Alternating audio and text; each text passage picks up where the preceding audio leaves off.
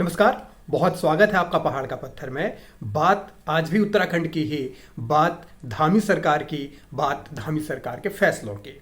धामी सरकार का 1 साल पूरा हुआ है और सबको पता ही है कि 23 मार्च 2022 को वो दूसरी दफा मुख्यमंत्री बने थे और अब 23 मार्च 2023 को उनका 1 साल पूरा हुआ। उन्होंने उपलब्धियां भी कल बहुत सारी गिनाई हैं, अलग अलग कार्यक्रम किए, एक किताब का भी विमोचन किया है जिसमें वो सिलसिलेवार बताया गया है, लिस्ट बताई गई है कि क्या क्या काम उन्होंने किए हैं।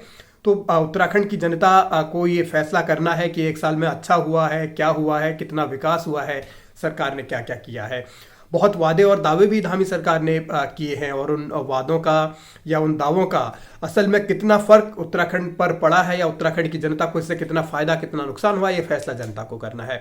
लेकिन मैं बात आज आपको बता रहा हूँ धामी सरकार के उस फैसले की जिसको सरकार वास्तव में धाकड़ ही कहेगी और फैसला जनता को करना है कि क्या ये फैसला धाकड़ है या फिर नहीं है। और फैसला है उत्तराखंड के सबसे बड़े संकट से जुड़ा हुआ संकट, यानी शराब का संकट, नशे का संकट। और धामी सरकार जो नई आबकारी पॉलिसी लाई है, जो नई आबकारी नीति लाई है, उसमें अब सरकार ने ये प्रावधान किया है, ये नियम एक बनाया है कि अगर आप चाहें तो अपने घर में ही बार खोल सकते हैं, पर्सनल बार, निजी बार आप खोल सकते हैं। और सरकार इसके लिए आपसे 12,000 रुपये सालाना फीस लेगी और साथ में जब आप बार का लाइसेंस लेने के लिए जाएंगे शुरुआत में तो उसके लिए आपको सिर्फ 50,000 रुपये देने होंगे।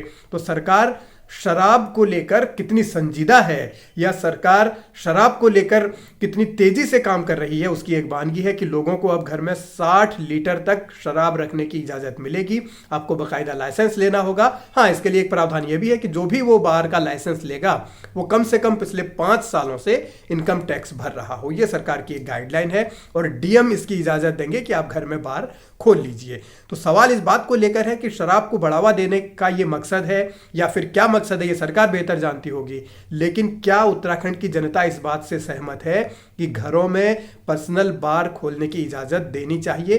पर्सनल बार घर में क्या खोलने चाहिए? क्या किसी घर में 60 लीटर तक अगर शराब होगी तो उससे क्या नुकसान होगा, क्या फायदा होगा, ये आप जनता को फैसला करना है। लेकिन सरकार ने तो ये कहा है कि आप लीजिए लाइसेंस, बार खोलिए घर में। पहले सिर्फ 9 लीटर तक शराब रखने की इजाज़त थी, लेकिन अब वो जो शराब रखने की लिमिट है वो 60 लीटर तक की हो गई है। तो सरकार का ये फैसला आखिर किस तरीके का है, ये समझ से परे है। कितना धाकड़ है, ये भी समझ से परे है। लेकिन ये जरूर है कि धामी सरकार ने 1 साल पूरा होने पर यह तोहफा दिया है और सरकार ये भी कह रही है कि उत्तराखंड के पहाड़ी इलाकों में इंपोर्टेड शराब की दुकानें खुलेंगी, यानी जो पर्यटक आते हैं उन्हें परेशानी होती है, इसलिए उन्हें इंपोर्टेड शराब पिलाई जाए तो वो पहाड़ में उसकी दुकानें खोलें।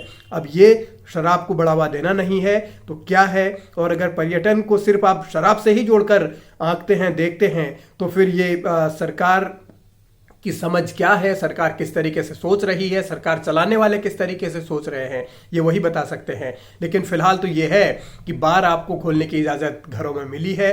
अब आप देखिए कि आपको क्या करना है। ये शराब को लेकर सरकार का जो फैसला है कितना अच्छा है, कितना सही है या कितना खराब है, अब कमेंट में जरूर इसको बताइएगा। कमेंट बॉक्स में आप जब भी ये वीडियो देखा तो उसके बाद आप जरूर जानकारी दीजिए, अपने विचार साझा कीजिए, अपनी बातें शेयर कीजिए और बताइए कि क्या ये शराब को लेकर जो सरकार की नई आबकारी नीति है जो अब 1 अप्रैल से लागू होगी वो कितनी अच्छी है, कितनी खराब है। और उत्तराखंड में शराब को बढ़ावा देने को लेकर इस तरीके के फैसले क्यों लिए जा रहे हैं, ये भी आप जरूर बताइएगा और ये भी समझाइएगा कि ये फैसले से क्या असर उत्तराखंड पर पड़ेगा। सरकार का ये सोचना है कि इससे राजस्व बढ़ेगा, लेकिन क्या ये उत्तराखंड के लिए, उत्तराखंड के भविष्य के लिए सही है इस तरीके का फैसला?